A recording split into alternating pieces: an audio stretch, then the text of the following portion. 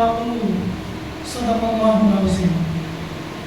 উপস্থিত আজকে বাংলাদেশ হৃদয় অনুদান কর্তৃক আয়োজিত শ্রেষ্ঠ সংগঠক অ্যাওয়ার্ড ও কর্মী সম্মেলন 2025 এর সম্মানিত সভাপতি ও বাংলাদেশ হৃদয় অনুদান সম্মানিত প্রতিষ্ঠাতা ও চেয়ারম্যান জনাব হযরত মাওলানা মিসবাউদ্দিন ভুইয়া হাফিজাহুল্লাহ, উপস্থিত রয়েছেন আজকের এই অনুষ্ঠানের সম্মানিত প্রধান উপদেষ্টা জনাব গোলাম মুস্তাফা সাহেব হাফিজাহুল্লাহ, উপস্থিত রয়েছেন এই সংগঠনের ভাইস চেয়ারম্যান, উপস্থিত রয়েছেন সাধারণ সম্পাদক, উপস্থিত রয়েছেন এই সংগঠনের প্রাণ, যাদের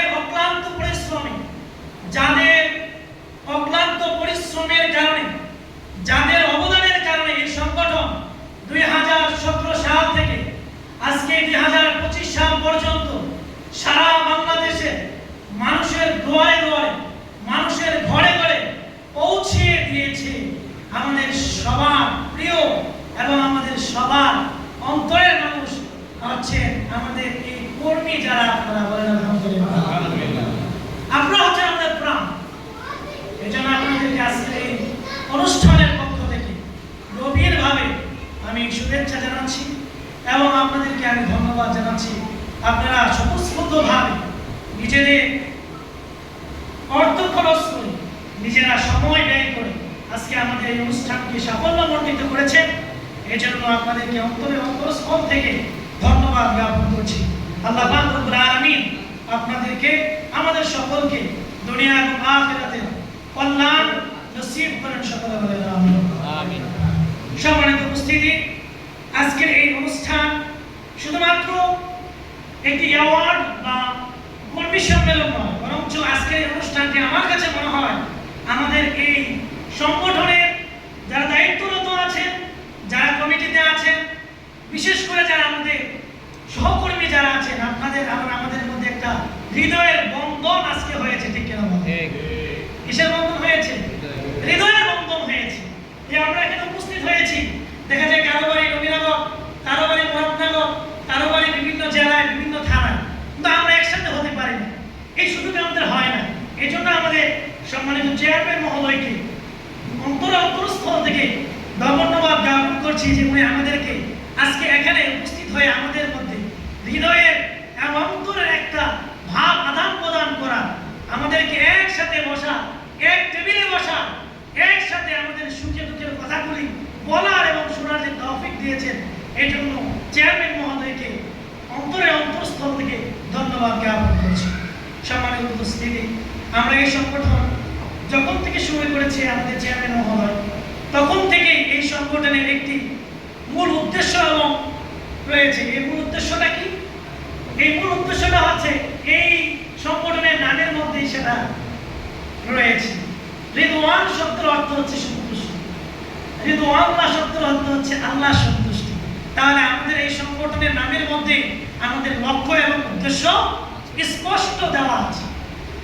তবে আমরা এই সংগঠনটা করার আরেকটি মূল উদ্দেশ্য হচ্ছে যে আমরা ছোটবেলায় একটি কবিতা বলেছি, সবার সুখে হাসবো আমি, কাঁদবো সবার দুঃখে, নিজের খাবার বিলিয়ে দেব অনাহারে। ঠিক না বলেন? এই কবিতাটা আমরা সবাই পড়েছি। আসলে এই কবিতার অর্থকে আমরা অবশ্যই বুঝতাম না। এই কবিতার অর্থ এটাই যে আপনি আমি, আমরা সবাই যখন কুরবানি ঈদ আসে, অথবা ঈদুল ফিতর আছে, অথবা যে কোনো সময় আমাদের পাশে, আমাদের আশেপাশে আমাদের যে সমস্ত গরিব দুঃখী অসহায় মানুষগুলি আছে, ওই অসহায় মানুষগুলিকে যখন আমাদের নিজের পকেট থেকে কষ্ট করে আমরা যখন কিছু টাকা দিয়ে, কিছু অর্থ দিয়ে, তাদেরকে কিছু উপহার দিয়ে তাদের মুখের মধ্যে আমরা হাসি ফোটাতে পারবো, তাহলে এই কবিতার মূলত সার্থক হবে। ঠিক না? ওই সময় আমরা বুঝি না, কিন্তু এখন আমাদের মনে হয় এই কবিতার মধ্যে এটাই বলতেছে, আর আমাদের বাংলাদেশ শিক্ষকরা এটাই চাচ্ছে যে আমরাও ঈদে যেমন খুশি করি, আনন্দ করি, তেমনি আমাদের এই আনন্দের পাশাপাশি যাতে আমাদের পাশের, আমাদের আশেপাশে, আমাদের এলাকার গরিব দুঃখী অসহায় মানুষগুলির জন্য তারা ঈদের সময় একটা হাসি খুশিতে থাকে, এটার জন্যই আমাদের এই উদ্দেশ্য এবং কিনা? প্রিয় উপস্থিতি, তাহলে আমরা এই সংগঠন মানে হচ্ছে, এই সংগঠনের মূল অর্থ হচ্ছে এটাই যে একটা নির্দিষ্ট, একটা সুনির্দিষ্ট লক্ষ্যকে সামনে রেখে একত্রিত হয়ে কোনো কিছু করা। সংগঠন মানে কি? একটা সুনির্দিষ্ট লক্ষ্যকে সামনে রেখে, উদ্দেশ্যকে সামনে রেখে কিছু মানুষ একত্রিত হয়ে একটি কাজকে সাধন করা, একটি কাজ সম্পূর্ণ করা, এটাই হচ্ছে সংগঠন। তাহলে এই সংগঠন আমরা একত্রিতভাবে করব, এই জিনিসটা বলেছেন আল্লাহ পাক রব্বুল আলামিন সূরাতুল আল ইমরানের 103 নম্বর আয়াতে আল্লাহ পাক রব্বুল আলামিন বলেন, ওয়াতাসিমু বিহাবলিল্লাহি জামিআ।